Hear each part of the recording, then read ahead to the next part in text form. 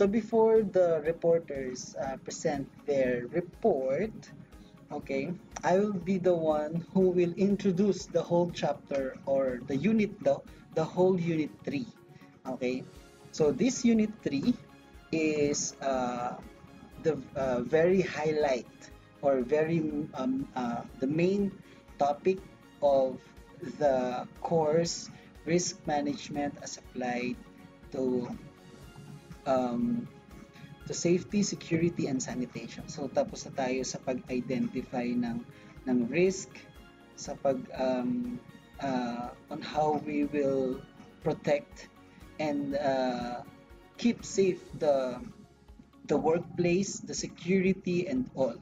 Now, as the future hotelier, restaurateur, and arm of the hospitality industry, you also have to know the risk management as applied to food safety and sanitation. Okay, so nung mga nakaraang years, when I am discussing this risk management as applied to safety, security, and sanitation, I always start with the sanitation. And then here comes 2022, and I found a reference for this topic. And for that reference, nauna ang safety and security. So, okay lang din naman. So, but mostly, ang ating pag-aaralan ay more of the food safety and sanitation. So in 2019, the World Health Organization, or WHO, emphasized that safety, food supplies support national economies, trade, and tourism. That's why it's very important for us to study the food safety and sanitation. It contributes to food and nutrition security and underpins sustainable development. So the world population growth coupled with urbanization, changes in consumer habits, so the consumer on their purchasing power, and yung consumer habits, the ability of the consumer to purchase their food, okay, including travel and climate change. So this caused the dynamic intensification and industrialization of agriculture and animal production to meet increasingly demand of food, creates both opportunities and challenges for food safety. So the WHO established key factors on food safety, such as number 1, unsafe food containing harmful bacteria, viruses, parasites, and chemical substances causes more than 200 diseases ranging from diarrhea to cancer. So dito, sa mga susunod nating topics guys, pag-aaralan natin ang iba't ibang klase, different types of bacteria, viruses, and parasites, and even the chemical substances that causes diseases to human body. Simple as diarrhea, going to headache, stomach cramps, and other symptoms, up to cancer. Kung sa mga nakaraan nating mga topic ay more of case studies na you have to analyze what to do in this kind of situations. Ngayon, we're more of memorizing the different bacteria, viruses, parasite, and all other things. Okay, next. There is an estimated 600 million, almost 1 in 10 people in the world fall ill after eating contaminated food, and 420,000 die every year. Okay, imagine that. Isa sa bawat 10 tao, okay, ay nagkakaroon ng sakit sa pagkain ng mga contaminated food. Okay, imagine that. This is for the entire world. Okay, isa sa bawat 10 tao ay nagkakaroon ng sakit sa pagkain ng kontaminadong pagkain.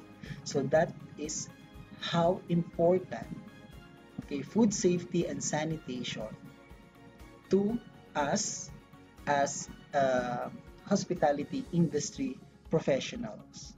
And also, this result to 33 million healthy life years. This will be the disability adjusted life years or the life expectancy of the human. Children under 5 years old of age carrying 40% of the foodborne disease burden with 125,000 deaths every year. And also,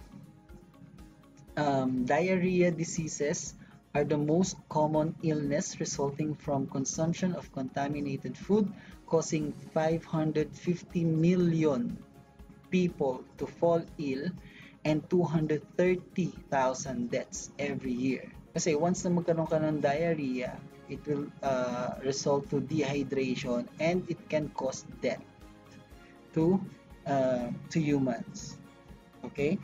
Next, food safety, nutrition, and food security are inextricably linked. Ibig sabihin po, yung food safety na tinatawag, food nutrition, and food security ay linked to each other. So, kailangan po na yung food na ibinibigay natin, sinaserve natin sa ating mga customers are safe. Also, the nutritional factor or nutritional facts of this food and the food security. Unsafe food creates a vicious cycle of disease and malnutrition, particularly affecting infants, yung mga sanggol, young children, yan, yung mga toddlers natin, elderly, the old people, yung mga senior citizen natin, and the sick. So these four, tandaan nyo yan, these four categories are the highly susceptible population. Number 1, infants. Number 2 are the elderly people. Number 3 are the pregnant women. Bakit kaya naging highly susceptible ang pregnant women? I will want to ask sa ating mga reporters and sa ating mga guests. And also sa mga sa ating mga viewers. Bakit kaya? Kasi po they are nagdadalang tao. Okay? Bakit? Anong reason? Pag nagdalang tao ka highly susceptible ka na. Susceptible. Our reporters, bakit naging highly susceptible ang mga pregnant women? Mas prone po kasi sila sa sakit. Bakit sila naging prone sa sakit? What do you think? Kasi po may inaiingatan pong bata, Char. Ganito ang explanation dyan. Since pregnant women, tama yon kasi nga meron silang dinadalang bata sa kanilang tiyan. Okay? Nagiging prone sila sa sakit or nagiging vulnerable sila kasi bumababa yung immune system nila o yung protection nila against this bacteria, viruses, parasite. Kasi nga, dalawa na silang kumukuha ng nutrients. Not unlike sa mga lalaki or sa mga hindi buntis na babae. Yung nutrients and immune system nila is para sa kanila lang. And so, since pregnant ang isang babae, so dalawa na sila na kumukuha ng nutrients from the usual food na kinakain ng isang babae. And so that the immune system, nutrients, lahat yon ay nadi-divide into two. So that it becomes vulnerable for pregnant women to fight against these types of diseases. Alright?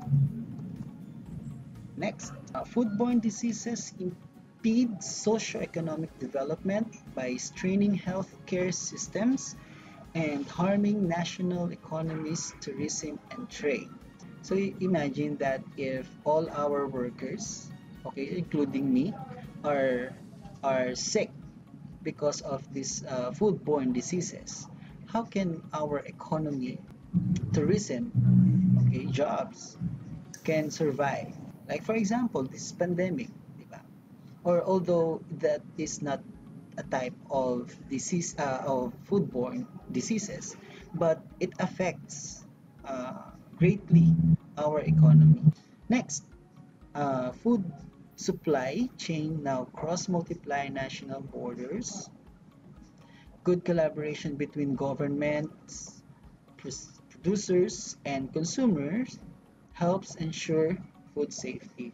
So implementing an effective hierarchical um, food safety management system is critical to production of safe food as shown in the figure that we're going to present. So the management systems based on the hazard analysis critical control point or HACCP. Okay, please take note of that.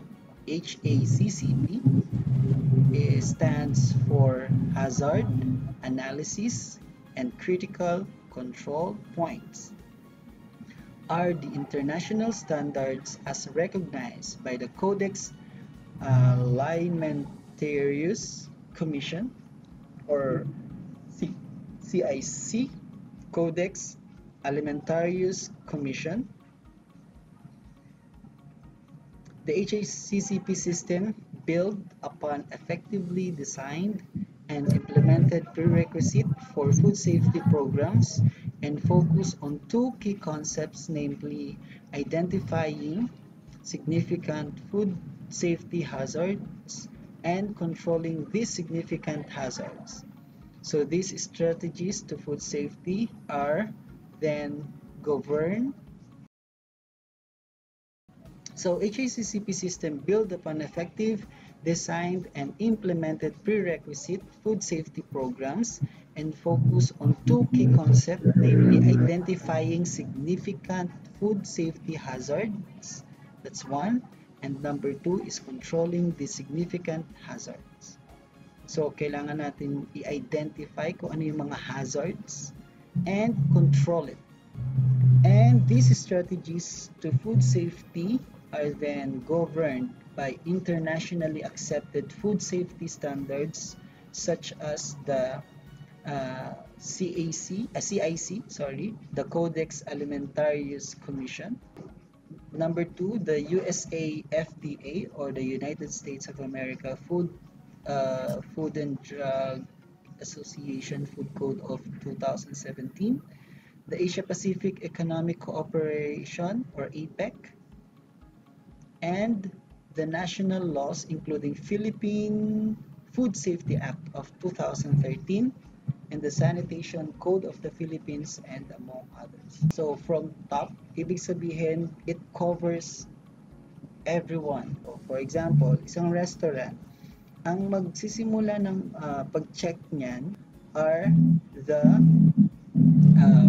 the relevant laws, codes, and standards such as Codex Alimentarius, Philippine Food Safety and Food Act of 2013, and Sanitation Code of the Philippines.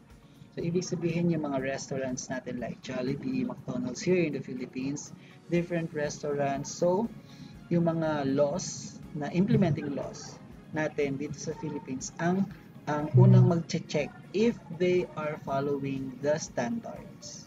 Okay? Next is the sanitation and hygiene practices. Okay?